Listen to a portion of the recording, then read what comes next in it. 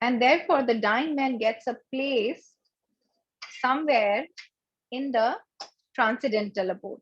Somehow or other, if someone puts himself open in the sun rays, he's sure to get the requisite benefit both by heat and the ultraviolet rays. Therefore, the conclusion is that the Lord is never partial. It is wrong for the people in general to think of him as partial. Haribol.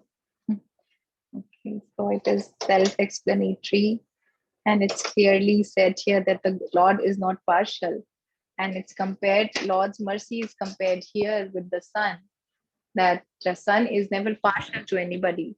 But if a blind person, like if the blind person cannot see the rays of the sun, uh, but that does not mean that the sun is being partial to him. So same with the non-devotees. So the mixed devotional people in the mixed devotional service, they try to remember the Lord only in the time of need, or when they want something from the Lord. They behave as a mercantile. Like whenever they need something from the Lord, they do this business. That Lord, I will do this for you. I will come to your temple, or I'll do this. I'll come bare feet, and I'll do this for you. And once their wishes are fulfilled, their deal with the Lord is done. But it is not with the case with the pure devotee. They are completely surrendered in the service of the Lord, whether their wish they I mean they don't have any wishes, but if even if their life goes not according to what they want, or as they accept their life as a blessing of Lord. So whatever happens in their life, they accept it completely as a blessing of the Lord. So they completely surrender. So those who say that the Lord is partial, that is not fact. And when the Lord, and then it said here, there's one line, I suffering man inspires from a good place to keep in mind. Okay. So, yeah, and those who are completely against the service of the Lord are considered to be the object of darkness. And those who ask for the Lord's favor only at the time of necessity are partial recipients of the mercy of the Lord. So, Lord, even we see the people, those who remember the Lord in the time of need, God actually helps them also. But they once their business is done with the Lord, they no more look towards Lord, and they feel that God has given us this. Now what we have committed as an exchange, we'll do that for the Lord. So, and those people sometimes say when their wishes are not fulfilled, they say that God is partial, but that is not a fact. And when the Lord descends to the material world by his all merciful energy, he plays like a human being. And therefore, it is clear that the Lord is partial to his devotee only, but that is not a fact. So, uh, people in this material world, it's very difficult for them to understand that they actually misunderstand Lord as a human. They think that whenever Krishna took avatar and he came on the earth, they say, okay, he was also behaving like us, he was also a child, he was doing this lila, and they start comparing themselves with the Lord. Very recent, I shared, like some people say about Lord Shiva, that Lord Shiva used to do this, so we can also do this. So they actually they they start comparing themselves with the Lord, but it is their ignorance, because they, if you ask them to do something with Lord is capable of, they cannot do it. So just for the comfort, for what they cannot if they cannot leave their bad habit, they start comparing that with the Lord, that God also did this, so we can also do this. And it's written here that why Lord is not partial, we can see in the battlefield of Kurukshetra, that Krishna was not only favoring the Pandavas, but all those people who died in the battlefield, they got the salvation without the necessary qualification. Because death before the presence of the Lord purifies the passing soul from the effect of all the sins. So this sentence actually clearly states that the Lord is not biased, or he is not partial, because all those who died in the Kurukshetra, in the battlefield, they all got salvation. So conclusion is that the Lord is never partial. It is wrong for the people in general of think of partial as him. So we think he's partial because sometimes when we wish something, we don't get it. And only a pure devotee can understand this, that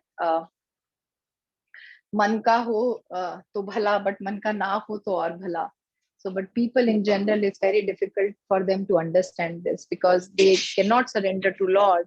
And if their wishes are not fulfilled, even if they, when they exchange these like business deals with the Lord, they actually misunderstand Lord, and they feel that the presence of the Lord in the world is only to fulfill their wishes, but that is not true. So that's my understanding from this. There a lot to explain, Prabhuji. I hope you can. I am sure you can understand. Share a lot. Hari Bol.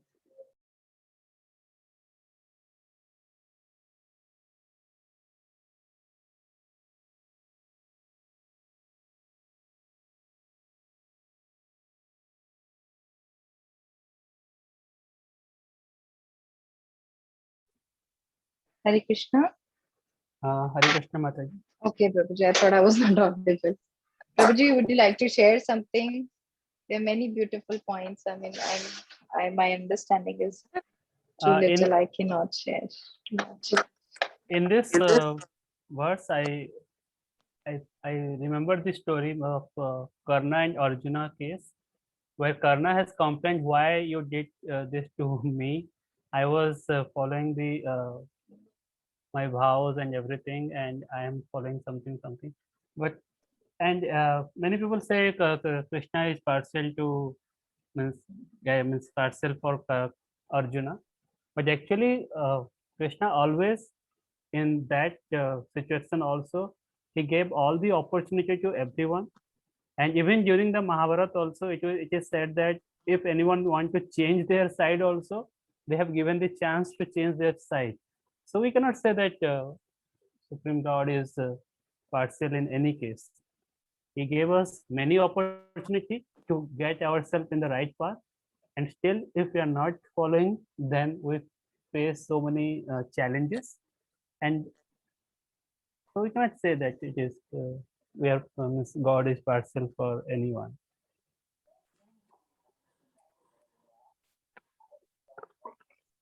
And one more thing is in our personal life also, if you flashback your history of your own personal life, you may say that, okay, that happened very badly to me. But if that didn't happen, then we should not be here at this moment. So whatever happened, it happened for good. Good. But at that moment, it might be painful due to our ignorance. But just imagine if that didn't happen, then we all together were not chanting together here at this moment. So whatever happened, it happened for good. Yes, Prabhuji. Thank you for sharing. Natasha Mataji, Anita Mataji, Kiran Mataji, Nirmala Mataji. Would you like to share something? I just joined about 5 minutes ago, so I missed the thing, but I like to listen, Okay. to catch up with other people. Okay, Mataji.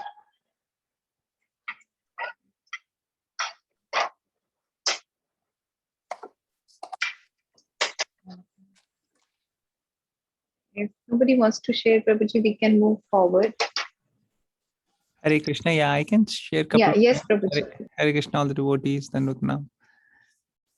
So I really liked many things from this translation and purport.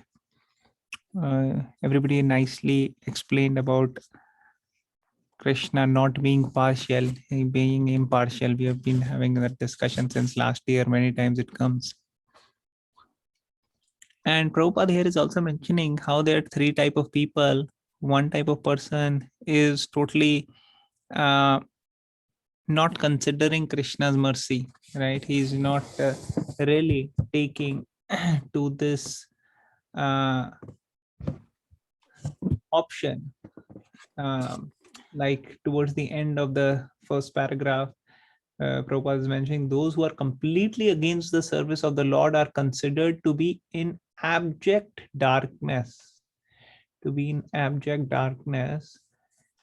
So this is one category. They are totally against the service of the Lord. Then those who ask for Lord's favor only at the time of necessity are partial recipients of the mercy of the Lord. And then the third category Prabhupada is mentioning here is the third category they are saying is those who are 100% engaged in the service of the Lord are full recipients of the mercy of the Lord. So choice is our, which out of these we want to be. Anybody can come into the third category of receiving 100% mercy of the Lord. Lord is impartial. But if we choose to selectively be going to God or not going to God, that is just like a person not wanting to go in the sun. So he'll not get the heat and the light from the sun. He'll stay in darkness. So many instances happen. People are in tough time, health issues. So then they become totally praying to God and everything. And they say, oh, okay, now I'll be a pure devotee. But when things become okay, then we change our color. So this is very, very evident in this day and age. So many times we keep saying, okay, we'll pray. And or we ask prayers from others when we are having tough situation. But then when favorable situation arises, we are not thinking from Krishna conscious perspective. We are not taking shelter of the Lord. We are not taking shelter of the holy name. We are getting back to sense gratification only. All these problems are because we are in the second category of only taking the favor of the Lord when necessity comes. But actually, if we stay with the pure devotees of the Lord, then we can actually be in this consciousness of becoming 100% engaged in the service of the Lord. So all the devotees who are reading Srimad Bhagavatam, coming for Bhagavatam class, doing chanting every day, visiting temple, getting association, they can see the difference in consciousness when they are doing all these things and when they are not doing all these things. At least I can see the consciousness difference when I'm not able to attend, when I'm not able to practice, when my chanting is inattentive. I can see how my consciousness gets affected. So this is very much practical to see the changes in our life. Some disturbance is coming. Is anybody wants to speak?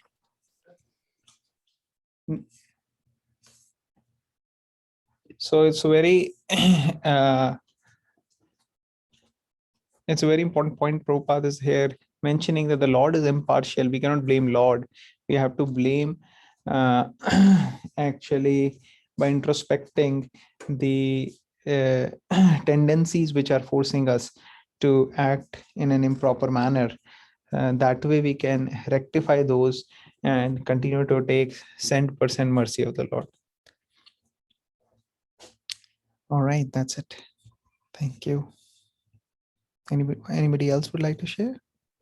Prabhuji, can you explain a bit about the first category where it is, means what are the activities that is actually against the service of the Lord? Yeah, so those who are atheists, for example, so many demons are there.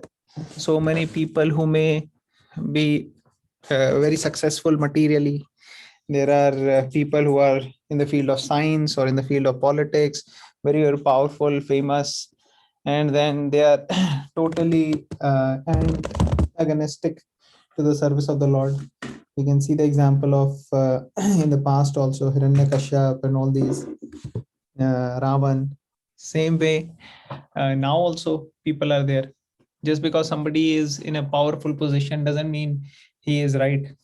Somebody uh, may be having some better degrees, or somebody may be having some better material situation, and people tend to follow them blindly.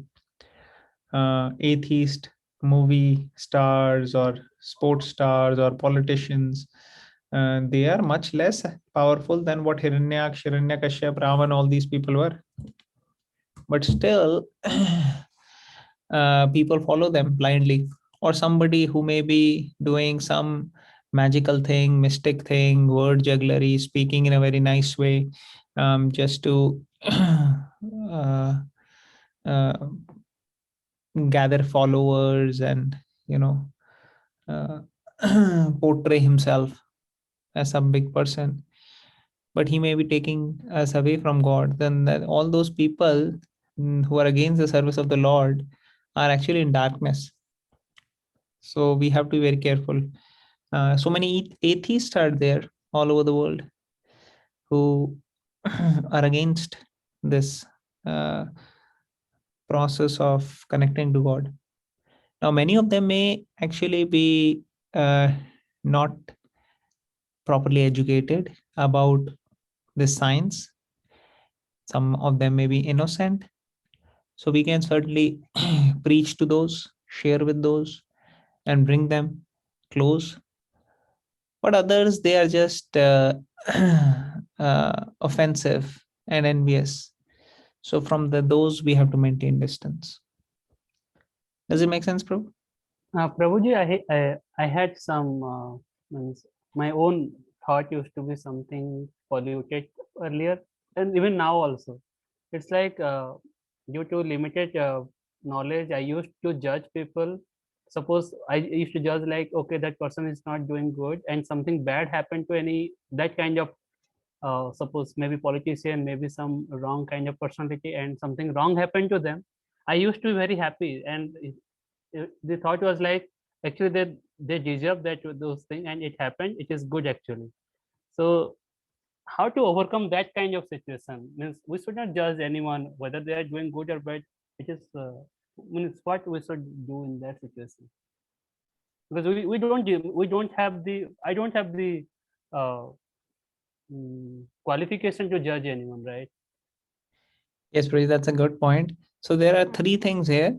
First is when um, ordinary people come across with people of different mindset or different people, they start having judgmental attitude and judging people.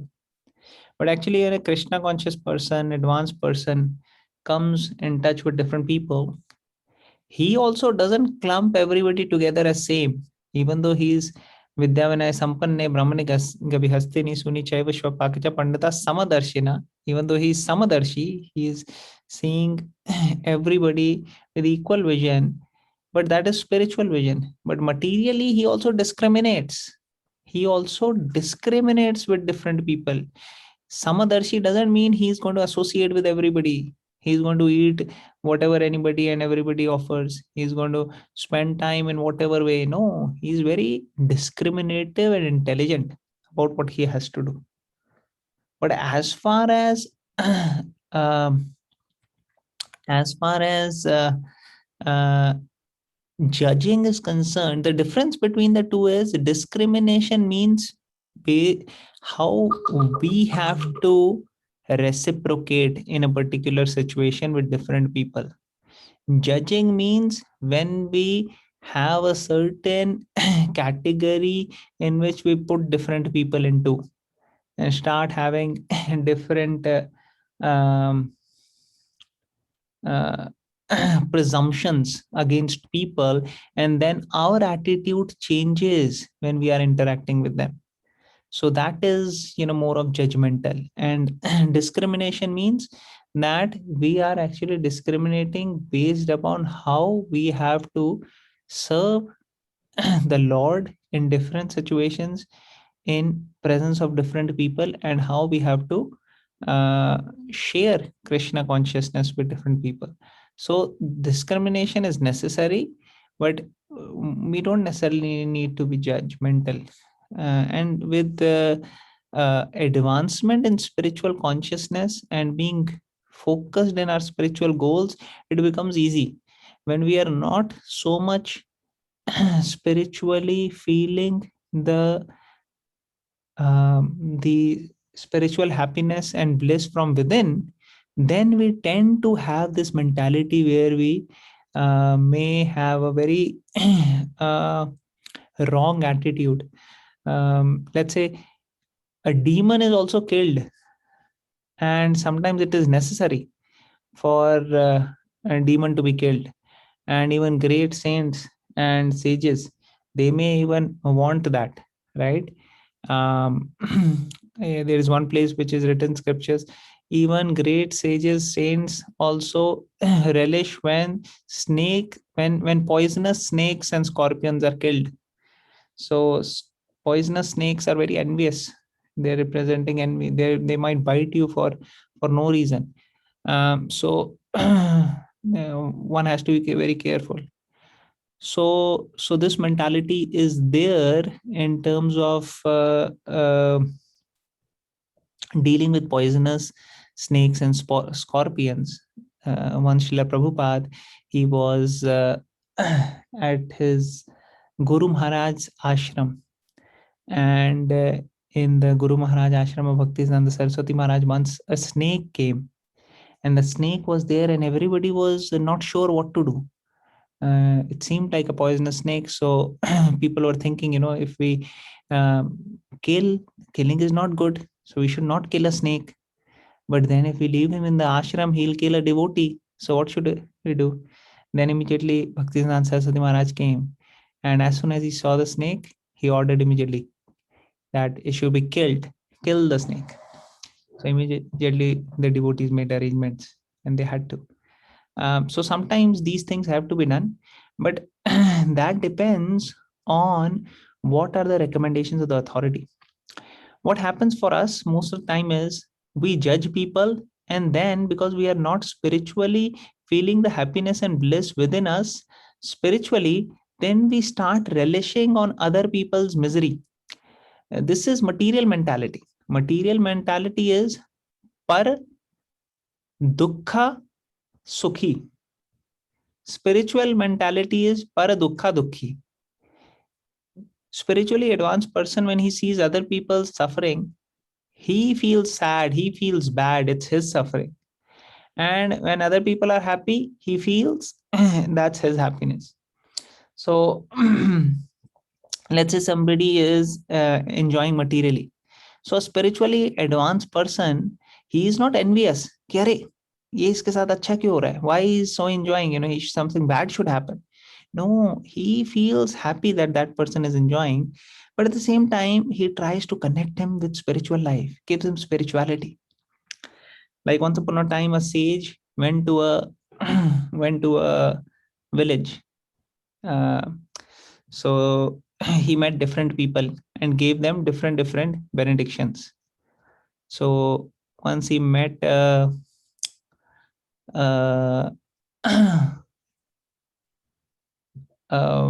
this thing, a prince, Rajkumar. So this prince was very much enjoyed to sense gratification. So he gave him benediction, may you have a long life and may you always live. So he was happy. The next person came, a student, brahmachari living very austere life, obeying the orders of the guru, waking up in the morning, doing all the tapasya and everything. So this brahmachari came. So then the sage gave him benediction, may you die. So people were watching, may you die. Then third person came. He's a butcher. Butcher means he's doing a lot of killing. And to him, the sage gave a benediction, may you neither live nor die. So now this was becoming too much for the people around, that everybody is giving some space, different kind of benedictions. Then fourth, a pure devotee came, and the sage gave him benediction, you may either live or die. So now this was like height. So people started asking, to the sage that what is the meaning? You're giving all these different blessings to these people. He said, see, the the Rajkumar, the prince, he is doing activities because of which he is having very nice life right now. But he's doing so much sense gratification, he'll have to pay the price in the next life. All this punya is getting exhausted and he's going to pay the price. So I'm giving you the benediction, may you always live only, because if you die, you have to see the consequences. On the other hand, the brahmachari, this man, this boy, he is doing such tapasya, austerity, being a humble servant of his guru. He is doing such nice tapasya that currently his life seems miserable, but next life is going to be very glorious. He is accumulating so much sukriti, so much punya, so much benedictions that he'll have a very good life next life. So may you die means if you die, then you can have a next nice nice time in the next life. And then the butcher, when he's living, he has to see all the killing of the animals and go through all of this, such horrible life. And because he's doing all these wrong things, after death, he is going to have a very, very horrible outcome. So, and that's why he gave the benediction, may you neither live nor die. And when a pure devotee comes, for him, he is having a blissful time right now in this life because he's pure devotee. So he's meditating on Supreme Lord. And once he leaves his body, he's going to be with Krishna. So for him, there is no point. Whether either live or die, it's all glorious for him. So the point is, when a spiritually advanced person sees other people, he actually sees people enjoying, he's actually not feeling envious, but feeling sympathetic, empathetic. And he's thinking, this person is doing so much sense gratification right now. Next life, he is going to have to suffer the consequences. So let me bring him to Krishna consciousness. He feels sorry for that person. He's not feeling very much, envious. Ordinary people, when they see, the other person is driving a Ferrari, so then they feel envious. Instead of you, I should have it. If one has a beautiful spouse, then the other person thinks, why him, why her? I should have better spouse. Or somebody has a very wealthy or nice job. The thing envious comes. Ordinary people get envy. But devotee actually feels that how all this can facilitate this person's life to come close to Krishna. If he has a nice car, why not he uses in Krishna service? If he has a nice wife, why don't he have Krishna conscious family and everybody engages in service of the Lord? If he has wealth, why don't we inspire him to add Krishna to his life? Like that, a devotee is conscious about Krishna, not conscious about how other people are acting. So the more and more we are conscious about Krishna, we become conscious about adding Krishna to our life and to the life of other people. And about the consequences, wrong things, somebody is, doing something, those becomes very, very secondary and insignificant when our focus is to add Krishna to the life. Does it answer your question, Prabhu? Yes, Prabhuji. The conclusion is priority should be adding Krishna into your life rather than the tertiary and secondary thing. Yeah, and the other thing is, Prabhu, if we see life of anyone, including ourselves, everybody has had a past. Everybody has things from which we are struggling to improve. सब लोग दूध के धुले तो नहीं है. We can see our life. The more we are having anarthas, the more we see the anarthas in other people. So if some anartha of the other people is disturbing us or making us have negative feelings, then somewhere down we are having that propensity very strongly. So we have to see how to clean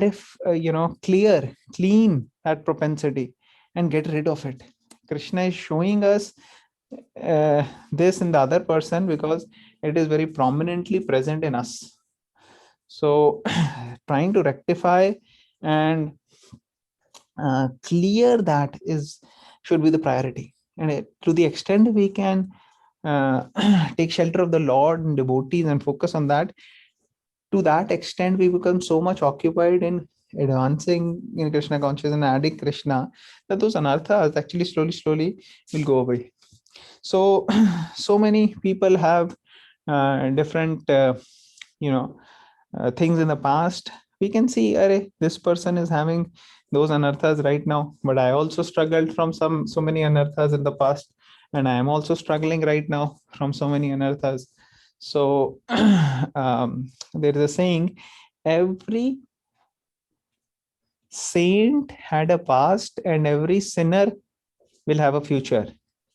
Every saint had a past means there are so many saints, but in the past the saint may not have been saint. Like Valmiki was a hunter, right, in the previous part of his life. So many people we see, they may have been doing so many sins in the past. Billamangal Thakur, he was having addiction to a prostitute. So so many anarthas are there which one may be struggling from in the past, and then he becomes a saint. So once he becomes a saint, he gives up all those past things. Yamunacharya says he is a great saint, but in the previous life he was a king. And king means he was enjoying so many queens he had and so many opulences. But Yamunacharya, he's saying now that, oh, I'm enjoying so much in Krishna service that now when I think about sex desire, then my lips, they curl and I spit at the thought, right? Spit at the thought. So he's now not getting such taste because he's relishing the higher taste. So every saint had the past, and that every sinner is having a future means all those people who may be sinning right now, they could become a pure devotee in future. How do we know? They may be even better devotee than us. Sometimes we can't see externals, we can't judge by that. Once upon a time, Gadadhar Pandit was taken by Mukunda to meet somebody. So he said, Gadadhar Pandit was asked by Mukunda that I will take you to meet one great devotee. He said, okay. So Gadadhar was a simple brahmachari. He was a simple brahmachari living in a very simple environment. And Mukunda now takes him to a beautiful palace, and there are so many opulences. And Gadadhar Pandit is now feeling uncomfortable. He's thinking, he told me that he's going to take me to meet a devotee, but he's brought me to a materialistic place, very, very, materialistic opulence and all these things. So he was feeling these things in his mind. And then Mukunda brought him in front of a person, and he just chanted a shloka from the Srimad Bhagavatam, Aho Bakiyam Stanakalakutam. That how such merciful Krishna is so merciful that when a lady came to give him poison, Krishna reciprocated by giving that lady the place of his own mother after purifying her. So Krishna purified Putana and then finally gave her place as an assistant of his mother in the spiritual world. So who can be more merciful than Krishna? This was the shloka, Aho Bakiyam Stanakalakutam, from the 10th canto Bhagavatam.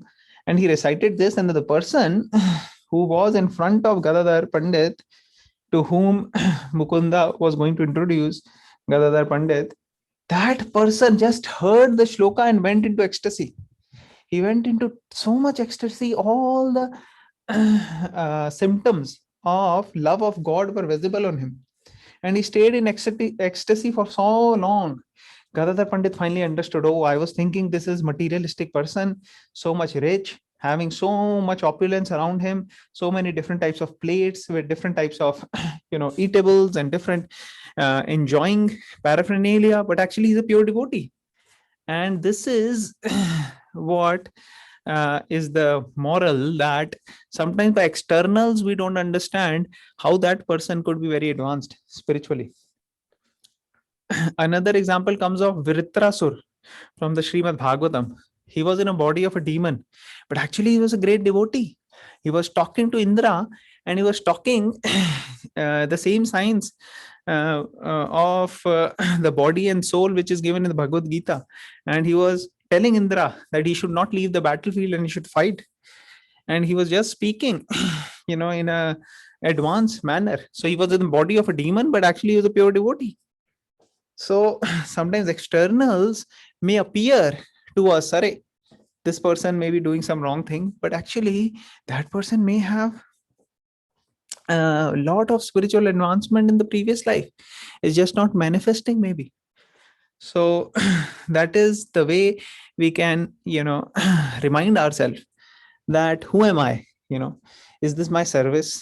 If somebody is, let's say, if you have a service like that, let's say it's your family member or your son or your daughter or your, person on whom it's your responsibility to guide them or help them, then you may have to do the thankless job of correcting them, which really is thankless and is very difficult. But sometimes it's a responsibility which we may have to take. But other than this, if one is not there, or one is not seeking for your help, or one is not someone who is in any way subordinate to you, then you are lucky not to have to deal by correcting people. We don't have to become ourselves self-appointed watchdog, trying to see everybody, how everybody is acting in a perfect way. No, we can keep our eyes half closed and just focus on our spiritual life and share it with others as and when it is appropriate. And other than that, we have to just present ourselves in a way which is understandable to the people, and people don't misrepresent what we are saying or with what we are doing. And just focus on how we can advance in spiritual life. We don't necessarily have to go in depth into other people's life if it is not directly our service. And if it is our service, part of our service, then we have to see time, place, circumstances, how to communicate or share in such a way in which it is most effective and it is not disrupting our relationship with that person. Does it make sense, Prabhu? Yes, Prabhu. Okay, thank you. I think I spoke a lot, so I will stop now. I'll let other devotees share.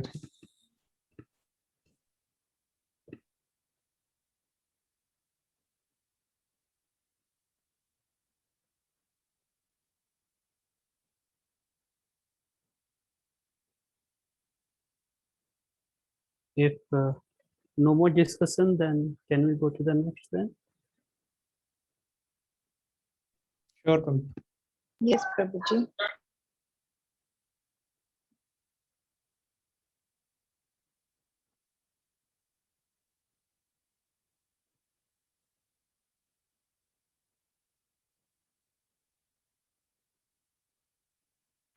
Hare Krishna. Anybody wants to read this verse?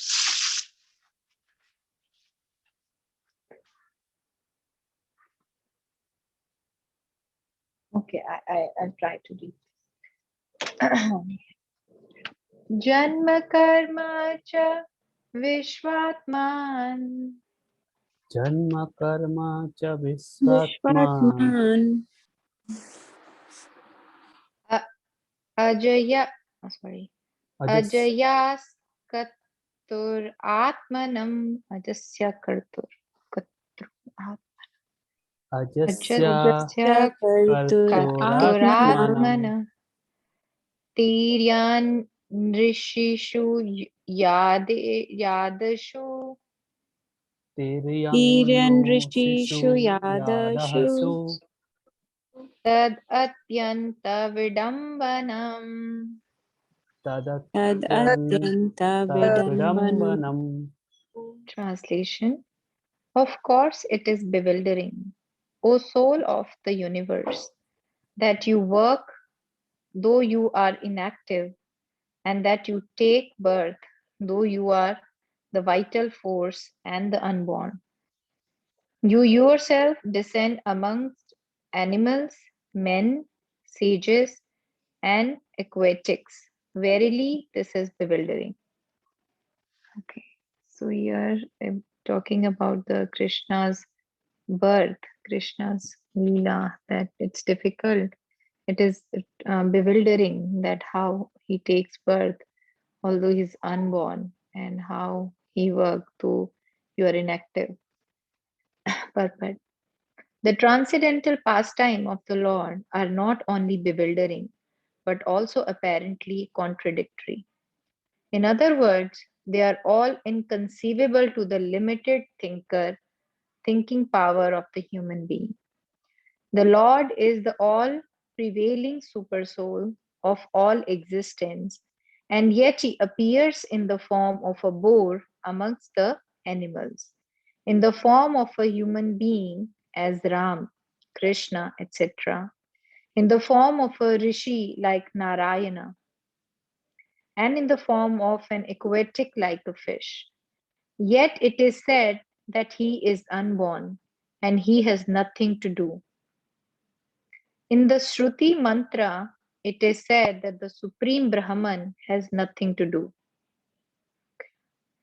No one is equal to or greater than him. He has manifold energies and everything is performed by him perfectly by automatic knowledge, strength, and activity. All these statements prove without any question that the Lord's activities, forms, and deeds are all inconceivable to our limited thinking power. And because he is inconceivably powerful, everything is possible in him. Therefore, no one can calculate him exactly. Every action of the Lord is bewildering to the common man. He cannot be understood by the Vedic knowledge, but he can be easily understood by the pure devotees because they are intimately related with him. The devotees, therefore, know that although he appears amongst the animals, he is not an animal, nor a man, nor a rishi, nor a fish. He is eternally the super soul, supreme Lord in all circumstances. Haribol. So, like it said, it is bewildering. I am also bewildered. Though I understand, I heard about a lot of Krishna's avatars, but it is true that it is bewildering because we cannot understand Krishna, his Leela, his birth, his pastime by the inconceivable knowledge, limited thinking power of a human being. So it is difficult for a normal human being to understand. At the same time, Krishna cannot be understood by the Vedic knowledge. So just by reading the scriptures or reciting the verses, you cannot understand the Krishna. But at the same time, he can very easily be understood by the pure devotees because they are intimately related with him. So because he's what word we say? Anybody remembers? The Lord is called by that name, Bhaktavatsal. Yeah. So it reminds me of Sudama's story that Krishna knew that Sudama was not living a good life. But when Sudama went to Dwarka, Krishna actually gave him everything without even asking him for all those things. So he is Bhakt Vatsala.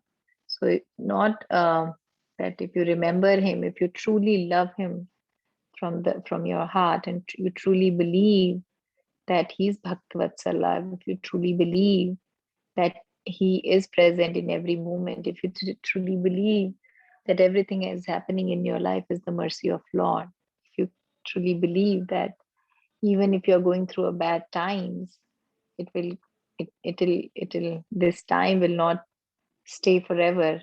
And in the difficult times also, if you remember Krishna, then you can understand him, but just not by reading any Vedic scriptures or following something. It's just that you have to love Krishna to understand him. Hari Bol. That's my understanding. Please add.